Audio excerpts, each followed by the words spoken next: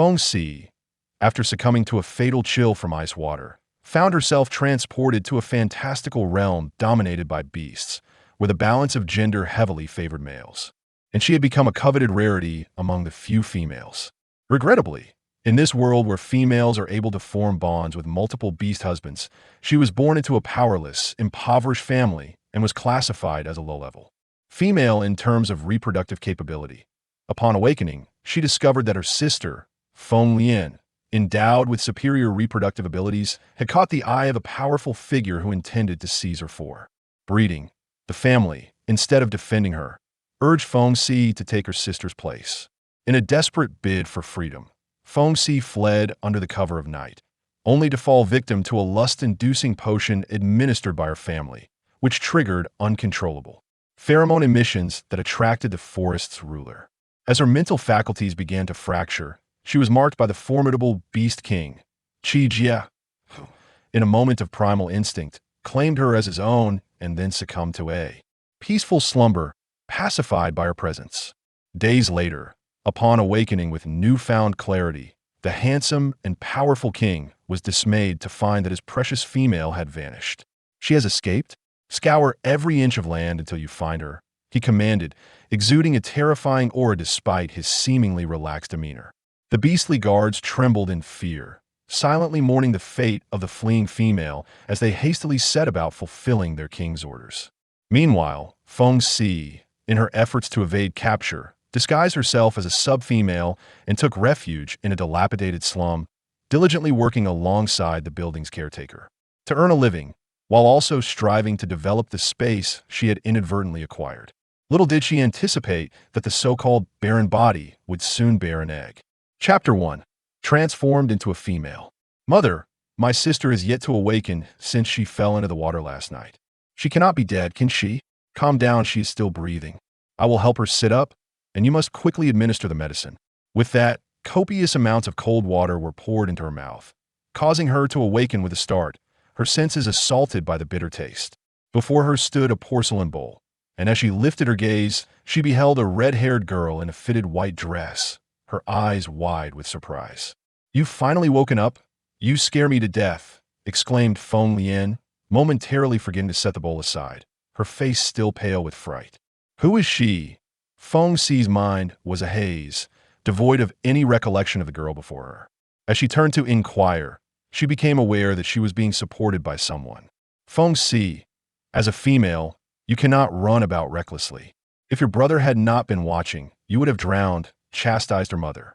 Drown? She instinctively covered her head, momentarily too fatigued to delve into the identities of the two red-haired women before her, her gaze clouded with pain.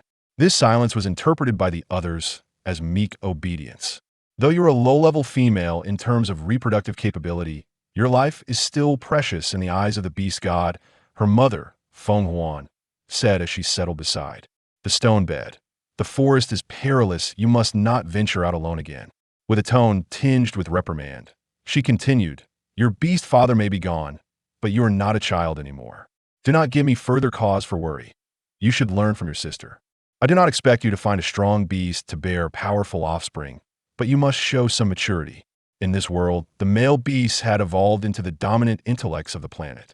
They could seamlessly shift between human and beast forms, their innate violent lineage making them increasingly combative as their strength grew.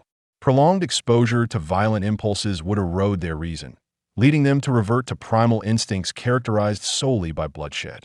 It was only through the union of pheromones with females that they could find solace. Hence, the societal status of females was exceedingly high. Feng Huan, a rare female in a world teeming with males, had married 4 beast husbands but bore only 9 offspring, 5 sub-females and 2 males of mediocre prowess. Fortunately, she had 2 daughters, the younger of whom, despite being classified as a low-level female, was overshadowed by her elder sister, who possessed high-level reproductive capabilities. Feng Si was taken aback by the reality of her situation. Wait, could it be that I have traversed into a world of beastly beings? Is this the realm where various animals can transform into humans, where one can live in luxury simply by bearing children? Surely, this must be a dream. With a sigh, she lay back against the unyielding stone, pulling a brown blanket over herself in a futile attempt to escape her new reality. Feng Lian, seeing her sister's silence, placed the porcelain bowl aside and moved closer to their mother, softly suggesting, "Mother, my sister's reproductive capability is already inferior to mine. Please do not burden her further. I am merely trying to." Feng Huan began, but upon glancing at the prostrate Feng Si, she swallowed the rest of her words. As discomfort gripped her back from the unforgiving stone beneath, Feng Si wished to feign a dreamlike state, feeling as though her heart were shattering. She had no desire to engage with either of them. Once more, she opened her eyes, her expression void of emotion as she turned her head, saying, "Please leave. I need some time alone." The two, observing her pallor, chose not to press further and exited the room. Bright sunlight streamed through the thick curtains, illuminating the sparse wooden floor. The dimly lit room contained little more than a large stone bed piled with soft brown blankets and a low wooden cabinet at the foot of the bed, exuding an air of poverty. Feng Si surveyed the empty space, her irritation mounting as she sat up, stretching her limbs that had grown numb from lying too long. She instinctively reached for her chest, where she had once worn a jade ring. The ring was gone, but her mind suddenly teemed with the awareness of a vast space, and she understood the reason for her presence in this realm. She had died from the chill of ice water while in the throes of a fever. The jade ring had been a legacy from her ancestors, a conduit for her spatial abilities. Sensing her life slipping away, it activated the space-time continuum, bringing her into this beastly world. So I am truly dead? How is this possible? I merely drink a glass of ice water. How unjust. Having just begun to relish the joys of university life, Feng Si found herself spiraling into despair. As she raised her hands skyward in prayer, her peripheral vision caught a glimpse of a figure peering through the doorway. Feng Lian, merely a year older than Feng Si, had short red hair adorned with animated gray wolf ears. Her round brown eyes were filled with profound curiosity. "Are you feeling uncomfortable from the water?" "No," Feng Si quickly replied, lowering her hands. In her earlier melancholy, she had transformed her despair into horror at the stark reality of her new surroundings. This is still a society governed by slavery, to treat fellow beings as mere possessions, with their lives at the mercy of their masters? Chapter 2. Resigned Acceptance. With a complex expression, Feng Si rose from the bed, donning the shoes that lay beside her. She approached the gray-eared girl, Feng Lian, standing at the door. In this unfamiliar world, rather than succumbing to fear and speculation, she resolved to seek information from others. She gazed at Feng Lian before her, her eyes subtly lingering on the plush gray ears adorning her head. They must belong to her family. Feng Si's lips curled into a faint smile as she offered, "I shall help you with the grinding of the grains." Huh? This was unexpected for Feng Lian. Her mother had instructed her to keep a watchful eye on Feng Si, forbidding her from venturing outside. She turned her head to survey the surroundings at the end of the corridor. A window was ajar, allowing sunlight to stream in. All four doors of the rooms along the corridor were tightly shut. At that moment, her elder sisters were out hunting with their brother, while her mother and Feng Lian were resting, awaiting her to prepare the meal. Now, someone was willingly offering assistance, and it was Feng Si, who had always looked down upon her and never referred to her as sister. "This is what you said, come with me." With little affection for Feng Si, Feng Lian lowered the curtain and turned to walk ahead. Feng Si hurriedly followed suit, walking behind Feng Lian while casting her gaze around. The abode was constructed from blue stone, with gaps between circular stones filled with yellow clay. Her residence was on the second floor, consisting of 5 rooms in total. Ascending the wooden staircase to the first floor, Feng Lian led her to a space that seemed to serve as a kitchen, halting there. In the center stood a long dining table, with a square stove against the wall, atop which rested a deep black iron pot. The 6-layered cabinets on the walls were adorned with plates of various sizes. As ever, the simplicity was apparent. Feng Lian carried a stone mortar to a corner of the room and scooped a large spoonful of yellow grain-like food from a half-height wooden barrel. While she busied herself, Feng Si turned to glance outside from the entrance. The doorway was overrun with green grass, and in the distance, towering trees loomed densely, their heights obscured. This place was nestled deep within the mountains and forests, was it not? "Feng Si, what do you think you're doing?" Startled to see Feng Lian at the door, she hurriedly approached Feng Si, clutching her delicate wrist with urgency. Feng Si looked at Feng Lian in confusion. I was merely standing at the door to look around. Why are you so agitated? Feng Lian pulled Feng Si a few steps away from the entrance before releasing her grip. I warned you not to wander out alone. With your lowly female status, you're seen as a captive by the noble beastmen. You turned of age yesterday. If you were to be captured by a beastman, the consequences would be dire. Placing the mortar in Feng Si's arms, Feng Lian coldly declared, I am protecting you. You must understand that females are ranked.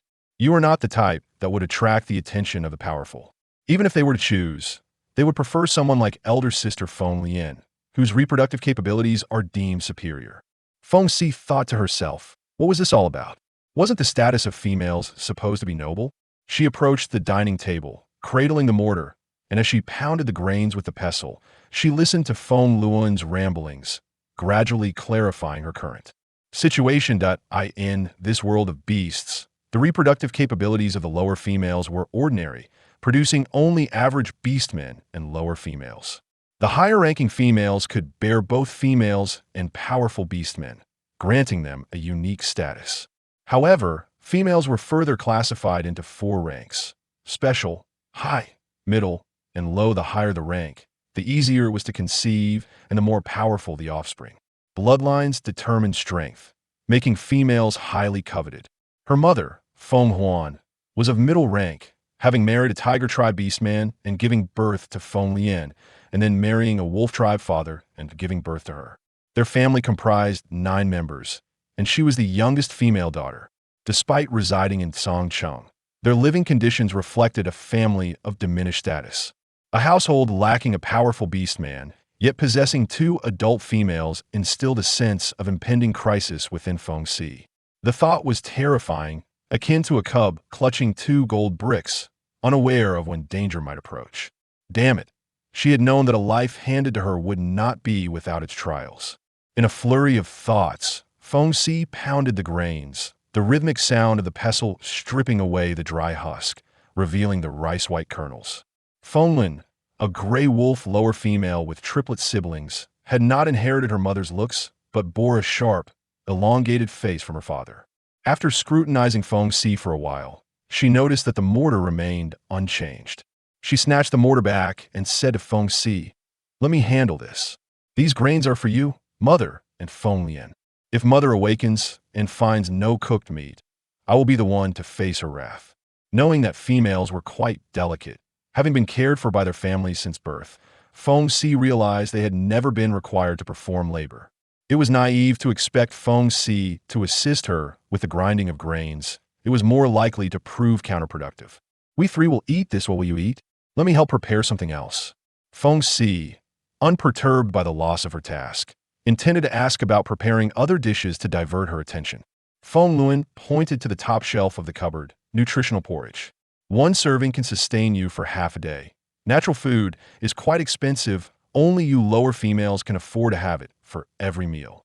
Following her gaze upward, Feng Si saw containers resembling beverage bottles stacked neatly on the shelf. Once again confronted with the disparity of status, her emotions became exceedingly complex, caught between the anguish of being a mere reproductive machine and the plight of being the lowest-ranking lower female in society. Feng Si sat at the dining table, momentarily lost in thought. With the realization of an even worse identity comparison, her status as a female seemed less difficult to accept. After all, she was the youngest female daughter in her family, free from the burden of overly harsh living conditions. With this thought, Feng Si's heart quickly settled, and after the emotional tumult, she propped her chin on her hand, feeling drowsy as she sat at the table. Inside, Feng Lian busied herself at the stove, occasionally glancing at Feng Si and the entrance with keen vigilance. That night, a flash of lightning streaked across the sky. The leaves outside rustled in the wind as heavy rain poured down. Having been abruptly thrust into this unfamiliar world, Feng Si found herself sleepless. Additionally, as she had not eaten dinner before coming up to rest, she felt a pang of hunger. Rising from her bed, she cautiously opened the door curtain, trying not to disturb anyone, and slowly made her way downstairs in the dark. As she reached the wooden staircase's bend, a faint flickering light from below caught her attention.